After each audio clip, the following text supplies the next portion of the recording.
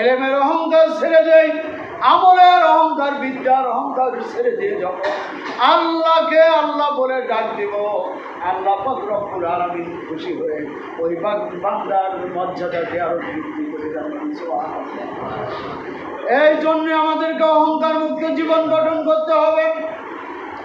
2 নম্বর আমল হলো আল্লাহ রাসূলের অন্যতম সাহাবী আবু যার গিফারি রাদিয়াল্লাহু তাআলা আনহু 2 নম্বর আমল ছিল তিনি সব সময় ছোট্ট একটা সূরার আমল করতেন।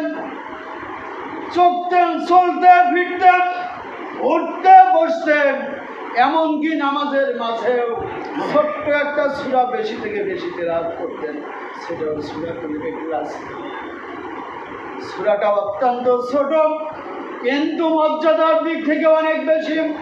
আবু যার গিফারি রাদিয়াল্লাহু তাআলা আনহু যখন চলতে ফিরতে সূরা তেলাওয়াত করতেন, আল্লাহর অন্যতম ফেরেশতা জিবরাইল ফেরেশতা বলেন, ইয়া রাসূলুল্লাহ, ইয়া হাবিবাল্লাহ, আপনার এই সাহাবী যখন সূরা তেলাওয়াত করতে থাকতো সূরা ইখলাস, আল্লাহর ফেরেশতারা আমল লেখার প্রতিযোগিতা করত।